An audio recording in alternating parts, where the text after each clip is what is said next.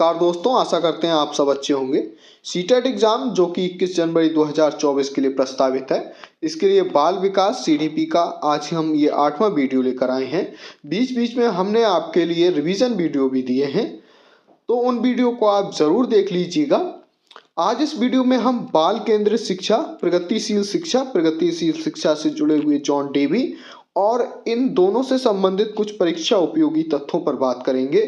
साथ में हम एक मॉक टेस्ट टाइप 25 क्वेश्चंस लगाएंगे जो कि सीटेट में 2011 से 2023 तक पूछे गए हैं और उनके इस वर्ष भी पूछे जाने की अधिक संभावना है। तो चलिए वीडियो को शुरू करते हैं, लेकिन वीडियो शुरू करने से पहले अगर अभी तक आपने हमारे चैनल को सब्सक्राइब नहीं किया है तो प्लीज़ चैनल को सब्सक्राइब जरूर करें और वीडियो को लाइक कीजिए, अच्छा लगे अपने दोस्तों के लिए शेयर भी कीजिएगा।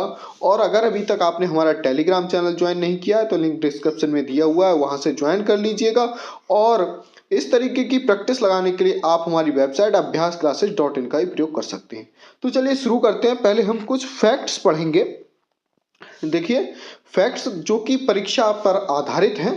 तो देखिए, रूसो, फ्रॉबेल, पेस्टोलॉजी, मॉन्टेसरी आदि ने बाल केंद्रित जो है शिक्षा, इसकी आवश्यकता पर जोर दिया था। तो नाम ध्यान रखना है कि बाल केंद्रित शिक्षा पर किस किसने बल दिया। ठीक है, रूसो, फ्रॉबेल, पेस्टोलॉजी और मॉन्टेसरी। अब भारत के संबंध में ध्यान रखिए, भारत में जो प्रसिद्ध एक शिक्षाविद थे गिजुभाई द्वारा बाल केंद्रित या बाल केंद्रीय शिक्षा को प्रोत्साहन देते हुए कई पुस्तकों एवं पत्रिकाओं का संपादन किया गया। इसके साथ ही इन्होंने भारत में मॉन्टेसरी पद्धति को विकसित करने में प्रमुख भूमिका निभाई। तो दोनों बातें ध्यान रखना है, बाल केंद्रित शिक्षा अगर भारत में आए तो गिजुभाई पटेल, और भारत में मॉन्टेसरी शिक्षा को विकसित करने में प्रमुख भूमिका निभाई तब भी गिजुभाई। ठीक है, नेक्स्ट देखिए, कुछ और पॉइंट्स हैं कि बाल केंद्रित जो शिक्षा है उसके लिए ये पॉइंट जो बता रहा हूँ ये बहुत इंपॉर्टेंट है। अगर इस पॉइंट को आपने समझ लिया तो सीटेट के सारे प्रश्न, अगर बाल केंद्रित शिक्षा से कोई भी प्रश्न आता है वो आप सारे प्रश्न आसानी से सही कर पाएंगे। तो देखिए, बाल केंद्रित शिक्षण अधिगम की संपूर्ण प्रक्रिया का केंद्र जो बिंदु होता है वो बच्चा होता है, ना कि शिक्षक। एवं यहाँ बच्चा निष्क्रिय नहीं होता बल्कि कक्षा की अधिगम प्रक्रिया में सक्रिय भागीदार होता है। ध्यान रखना है, जो बच्चा होता है बाल केंद्रित शिक्षा में वो शिक्षा में निष्क्रिय नहीं होता सीखने के लिए, बल्कि सीखने के लिए सक्रिय भागीदार होता है। ठीक है, और यहाँ पर जो शिक्षक होता है वो सुविधादाता होता है। कौन होता है, ध्यान रखिए, सुविधा। ठीक है, सुविधादाता। ठीक है, सुविधादाता।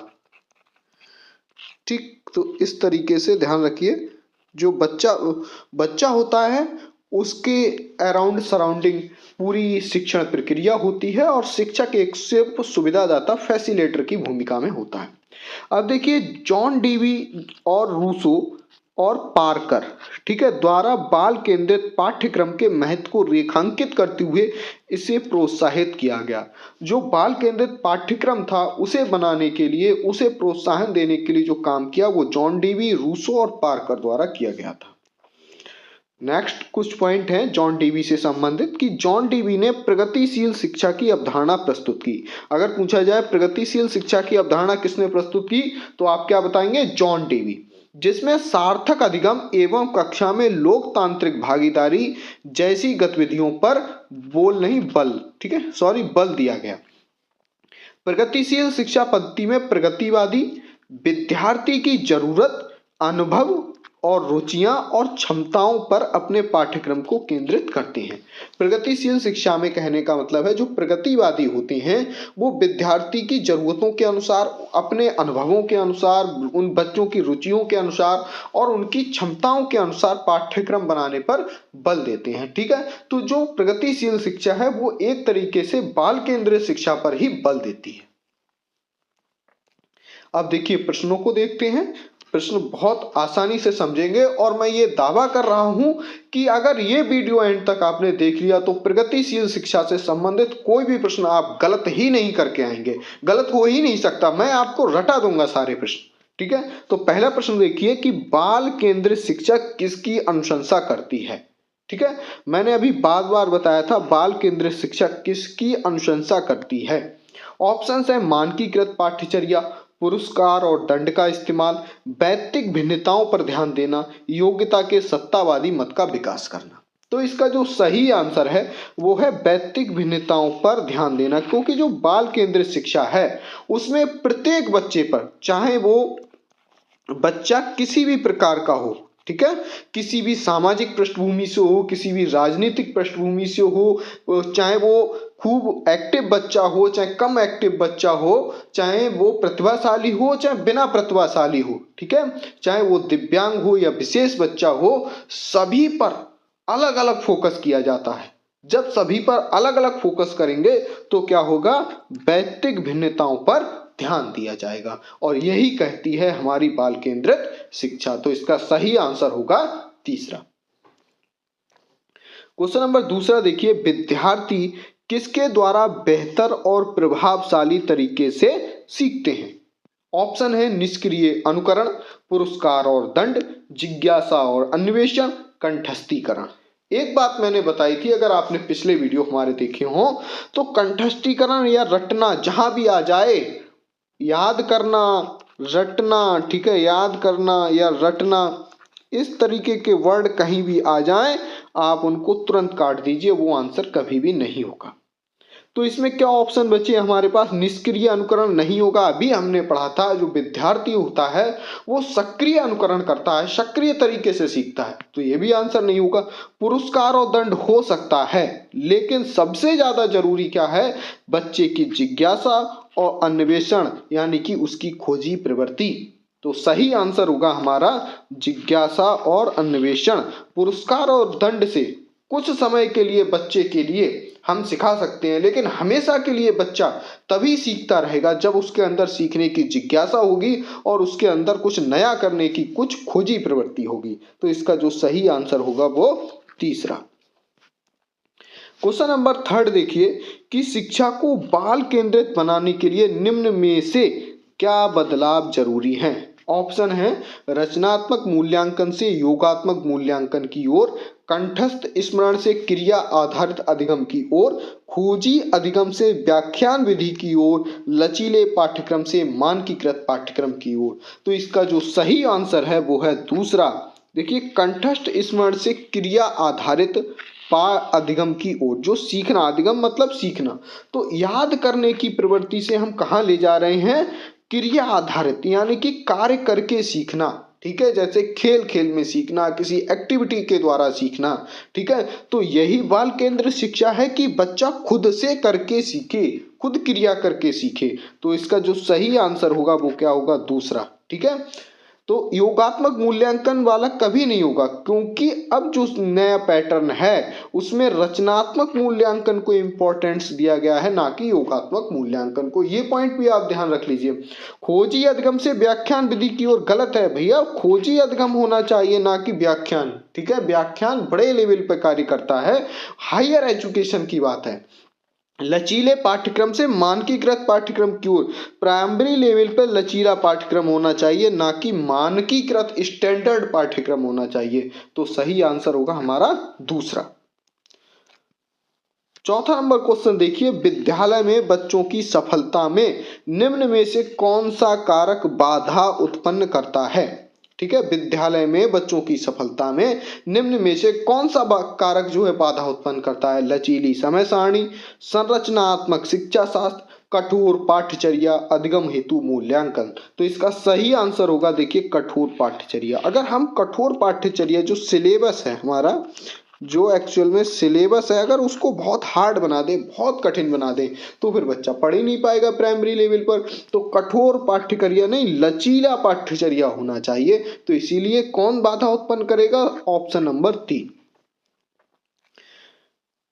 क्वेश्चन नंबर 5 देखिए, एक प्रगतिशील कक्षा में विद्यार्थियों को किस ओर केंद्रित होना चाहिए? ऑप्शन है अपने सहपाठियों से प्रतिस्पर्धा की ओर, जितना हो सके उतना कंठस्थीकरण करने की ओर, मूर्त पुरस्कार जैसे ट्रॉफी जीतने की ओर, सक्रिय भागीदारी द्वारा ज्ञान अर्जन की ओर।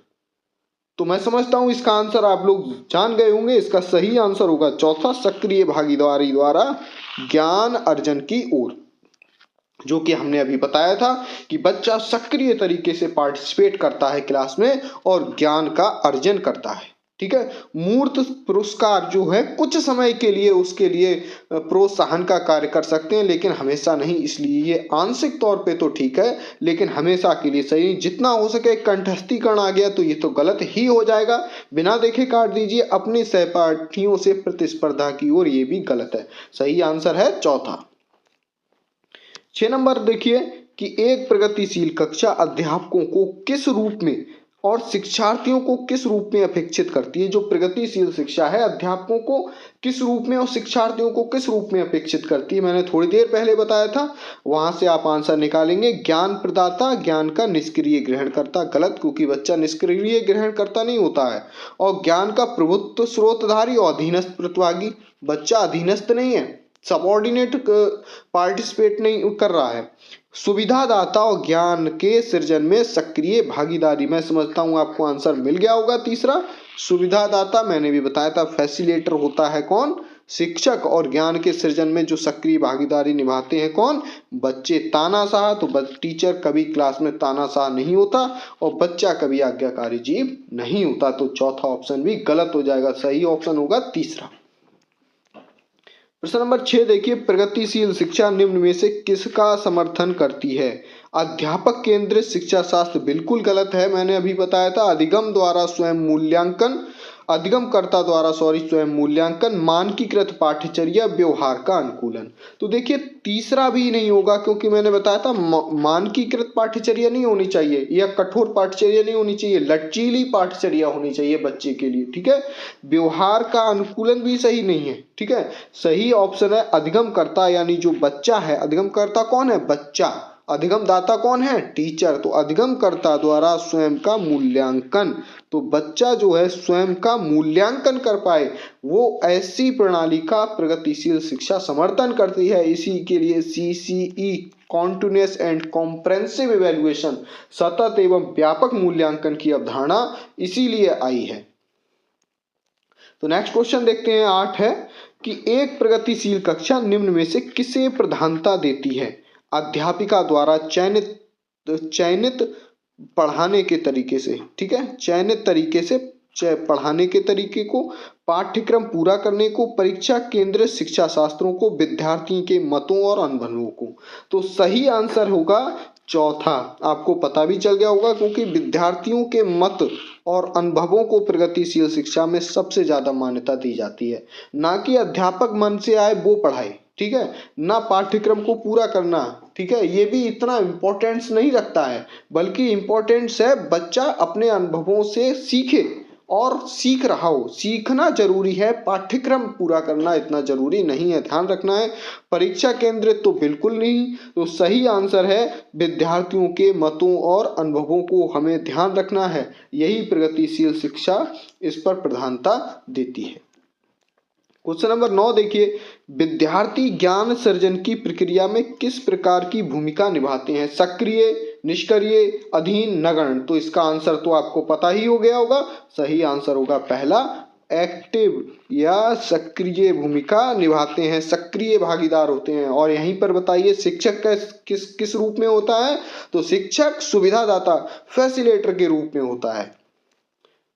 क्वेश्चन नंबर 10 देखिए, करके सीखना, खोजी अधिगम, सहभागी अधिगम किस कक्षा की विशेषताएं हैं। फिर से प्रश्न रिपीट हो रहा है, करके सीखना, ध्यान दीजिए, खोजी अधिगम यानी अन्वेषण, और सहभागी अधिगम किस कक्षा की विशेषताएं हैं। व्यवहारवादी, प्रगतिशील, अध्यापक केंद्रित, निष्क्रिय। तो सही आंसर होगा आपके लिए प्रगतिशील। आशा करता हूं आपको प्रश्न बहुत अच्छे से अब समझ में आने लगे होंगे। और ये प्रश्न मैंने रैंडम नहीं लिए, बल्कि ये सारे प्रश्न सीटेट 2023, 22, 19 और 18 में पूछे गए हैं, ठीक है। तो ये रैंडम प्रश्न नहीं है, ये सारे प्रश्न आए हुए हैं। तो चलिए 11 नंबर देखते हैं कि एक प्रगतिशील कक्षा में अधिगमकर्ता को किस तरह समझा जाता है।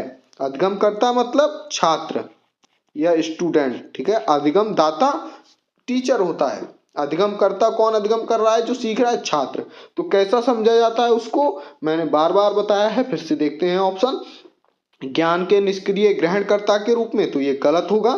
ज्ञान निर्माण के सक्रिय भागीदार के रूप में, तो ये आंसर सही होगा, ठीक है। अब तो आपको पता ही लग गया होगा ये आंसर सही है कि बच्चा क्या होता है, ज्ञान निर्माण में सक्रिय भागीदार के रूप में सीखता है। केवल व्याख्यान विधि से सीखने में सक्षम, गलत। स्वतंत्र रूप से सूचना प्रसंस्करण में अक्षम, गलत। ठीक है, तो सही आंसर दूसरा। क्वेश्चन नंबर 12 देखिए, राष्ट्रीय शिक्षा नीति 2020 किस प्रकार के शिक्षा शास्त्रों का प्रस्ताव रखती है? ऑप्शन परीक्षा केंद्रित, अध्यापक केंद्रित, बाल केंद्रित, बहिष्कार केंद्रित। तो इसका सही आंसर है बाल केंद्रित शिक्षा। ठीक है, जो नई शिक्षा पॉलिसी है, न्यू एजुकेशन पॉलिसी 2020 भी बाल केंद्रित शिक्षा को ही प्रोत्साहित देती है। क्वेश्चन नंबर 13 देखिए, विद्यार्थियों को क्या बनने के लिए सुसाधित करना चाहिए? क्या बनने के लिए कार्य करना चाहिए? स्वतंत्र विचारक, आश्रित अधिगमकर्ता, निष्क्रिय अनुकरणकर्ता, उच्च श्रेणी के प्रतिद्वंदी। तो इसका सही आंसर क्या होगा? सही आंसर होगा पहला। देखिए, स्वतंत्र विचारक बनने के लिए सुसाधित करना, आश्रित नहीं बनाना है बच्चे को, ठीक है, निष्क्रिय भी नहीं बनाना है, उच्च श्रेणी के प्रतिद्वंदी नहीं बनाना है। तो सही आंसर स्वतंत्र विचारक।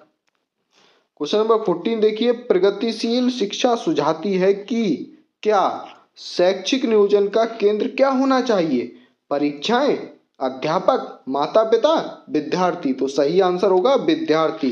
भाई, जो परीक्षक, जो शैक्षिक नियोजन का केंद्र क्या होना चाहिए? स्टूडेंट। ठीक है। क्वेश्चन नंबर 15 देखिए, एक प्रगतिशील कक्षा कक्ष मुख्यतः क्या केंद्रित होना चाहिए? अधिगमकर्ता, पाठ्यपुस्तक, परीक्षा, अध्यापक। ध्यान दीजिए, पाठ्यपुस्तक होगा नहीं होगा, परीक्षा होगा नहीं, अध्यापक। बार बार बता रहे हैं कि अधिगमकर्ता। अधिगमकर्ता कौन होगा? छात्र। तो जो प्रगतिशील में जो कक्षा कक्ष है, जो क्लास है, वो मुख्यतः छात्र केंद्रित होनी चाहिए। ठीक है। नेक्स्ट क्वेश्चन देखिए 16, एक प्रगतिशील कक्षा किसे यहाँ पर होना चाहिए, किसे समुन्नत करती है? ज्ञान सृजन की चाह, विद्यार्थियों में परस्पर विमुखता का भाव, सामाजिक संदर्भों से अलगाव, विषय वस्तु का कंठस्थीकरण। अब तो आपको आसानी से पता चल जाना चाहिए। सही आंसर पहला, ज्ञान सृजन की चाह। क्यों? क्योंकि वैसे भी आपको पता होना चाहिए प्रगतिशील शिक्षा किसके लिए? ज्ञान सृजन के लिए ही। ठीक है। और बाकी ऑप्शन क्यों गलत होंगे? क्योंकि विद्यार्थियों में परस्पर विमुखता का भाव गलत है, सामाजिक संदर्भों से अलगाव बिल्कुल गलत है। ठीक है, अलगाव नहीं करना है सामाजिक संदर्भों से। विषय वस्तु का कंठस्थीकरण, ये तो मैंने बता ही दिया, बिल्कुल ही गलत होगा। तो सही आंसर होगा पहला। 17 क्वेश्चन देखिए, एक प्रगतिशील कक्षा कैसी होती है? परीक्षा केंद्रित होती है? गलत। पाठ्य पुस्तक केंद्रित होती है? गलत। शिक्षक केंद्रित होती है? गलत। सही आंसर क्या होती है? विद्यार्थी केंद्रित होती है। ये तो आंसर अब आपको आसानी से आ रहे होंगे, मैं आशा कर रहा हूं। आपको कोई समस्या हो कमेंट कीजिए, हम कमेंट में आपका रिप्लाई देने की पूरी कोशिश करेंगे।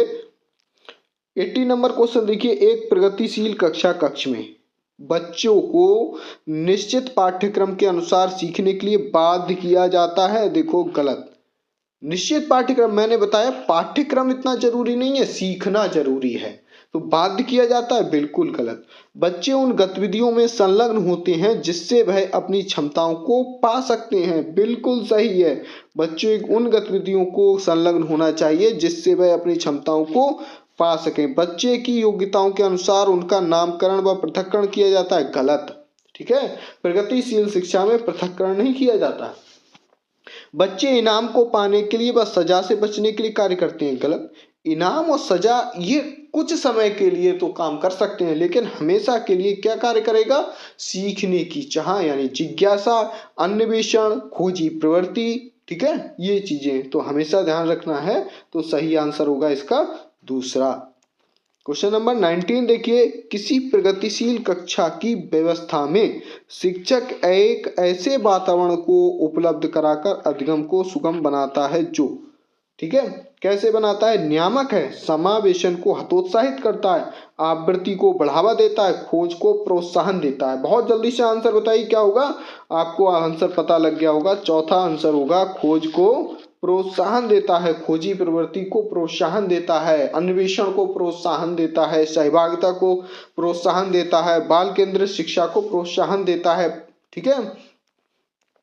क्वेश्चन नंबर 20 देखिए, यदि आप बच्चों को बच्चों से कुछ सीखना चाहते हैं, सॉरी यहाँ पे थोड़ा गलत लिखा हुआ है, यदि आप बच्चों को कुछ सिखाना चाहते हैं, ठीक है, बच्चों को कुछ सिखाना, यहाँ पे गलत लिखा हुआ है, स्टेटमेंट में मैं आपको बोल दे रहा हूँ, यदि आप बच्चों को कुछ सिखाना चाहते हैं तो बच्चों से सीखिए, ये इशारा करता है अध्यापक केंद्रित शिक्षा की ओर गलत, बाल केंद्रित शिक्षा की ओर बिल्कुल सही है। ठीक है, अगर इसका कहने का मतलब है अगर आप बच्चों को कुछ सिखाना चाहते हैं तो पहले बच्चों से सीखिए कि वो किस तरीके से बात करते हैं, उनकी मातृभाषा कौन सी है, वो किस तरीके की गतिविधियों में ज़्यादा इंटरेस्टेड हैं, उसी तरीके से उनके अनुसार अगर आप उनको सिखाएंगे तो वो अच्छे से जल्दी सीख जाएंगे। तो अध्यापक केंद्रित नहीं, ना कि मूल्यांकन केंद्रित और परीक्षा केंद्रित, ये दो, तीसरा और चौथा तो गलत है, इसको ध्यान में रखिए। इन्हीं दो के लिए सीसीई का प्रावधान किया गया है, जो कि मैंने पहले बताया। ना तो हमें मूल्यांकन करना है, ना बच्चे का परीक्षा लेनी है। ठीक है, हमें क्या करना है, जो मूल्यांकन करना है वो लगातार प्रतिदिन, प्रति सेशन, पर मिनट एक तरीके से करना है, कॉन्टिन्यूअस एंड कॉम्प्रिहेंसिव इवैल्यूएशन। जहां गलती कर रहा है बच्चा वहां तुरंत बता देना, उसमें सुधार करना है। ठीक है, तो परीक्षा और मूल्यांकन कॉन्सेप्ट अब कम हो गया है, इसका महत्व नहीं रहा है। ठीक है, तो इसका सही आंसर होगा दूसरा। 21 नंबर देखिए, बाल केंद्रित या बाल केंद्रीय शिक्षा में शामिल है, क्या शामिल है, बच्चे को कोने में बिठाना, गलत है भैया, बच्चा कैसे सीखेगा, प्रतिबंधित परिवेश में अधिगम, बिल्कुल गलत है, प्रतिबंधित नहीं करना है बच्चे को, ऐसे परिवेश में बंद कर दिया जाए। वे गतिविधियां जिनमें खेल शामिल नहीं होते, बिल्कुल गलत है, खेल आधारित, खेल खेल में सीखना ये बहुत जरूरी है बच्चे के लिए। बच्चों के लिए हस्तपरक यानी कि जो खेल आधारित गतिविधियां हैं, जो एक्टिविटीज हैं, उनमें गतिविधियां कराना बिल्कुल आंसर सही है। क्वेश्चन नंबर 22 देखिए, एक प्रगतिशील कक्षा में व्यक्तिगत भिन्नताओं को किस प्रकार देखा जाना चाहिए। जो व्यक्तिगत भिन्नताएं होती हैं बच्चे की, मैंने बताया था शुरू में, कोई बच्चे की बैकग्राउंड सभी की अलग अलग होती है, आर्थिक, राजनीतिक, पारिवारिक, सामाजिक, सब कुछ अलग अलग होता है। कोई बच्चा बहुत होशियार होता है, कोई बच्चा वीक होता है, तो इसको कैसे समझना चाहिए। अधिगम की प्रक्रिया में बाधा नहीं, ये अधिगम की प्रक्रिया में बाधा नहीं है, अधिगम मतलब सीखना, सीखने की प्रक्रिया में बाधा नहीं है। अध्यापक के पक्ष पर असफलता, ये असफलता नहीं है अध्यापक के लिए। योग्यता आधारित समूह बनाने का मापदंड अध्यापन अधिगम प्रक्रिया की परियोजना के लिए महत्वपूर्ण, तो तीसरा भी गलत है। सही आंसर होगा जो अध्यापन अधिगम प्रक्रिया है उसमें आपको योजना बनानी पड़ेगी कि हमें हर बच्चे को, प्रत्येक बच्चे को कैसे सिखाना है। तो अध्यापक की जो अधिगम प्रक्रिया है उसकी परियोजना बनाने के लिए ये बहुत महत्वपूर्ण हो जाता है, क्या, व्यक्तिगत भिन्नता, तो आंसर चौथा सही होगा। क्वेश्चन नंबर 23 देखिए, बाल केंद्रित शिक्षा का समर्थन निम्नलिखित में से किस विचारक द्वारा किया गया। ऑप्शन है Erik Erikson, Charles Darwin, BF Skinner और चौथा जॉन डीवी, तो सही आंसर है इसका जॉन डीवी। जॉन डीवी ने बाल केंद्रित शिक्षा का समर्थन किया था और प्रगतिशील शिक्षा से जो अवधारणा है वो एक तरीके से जॉन डीवी द्वारा ही दी गई। एरिक एरिक्सन मनोसामाजिक सिद्धांत, जो चार्ल्स डार्विन, बीएफ स्किनर से संबंधित नहीं है, तो सही आंसर जॉन डीवी है। 24 देखिए, जॉन डीवी द्वारा समर्थित लैब विद्यालय के उदाहरण हैं पब्लिक स्कूल, सामान्य विद्यालय, फैक्ट्री विद्यालय, प्रगतिशील विद्यालय।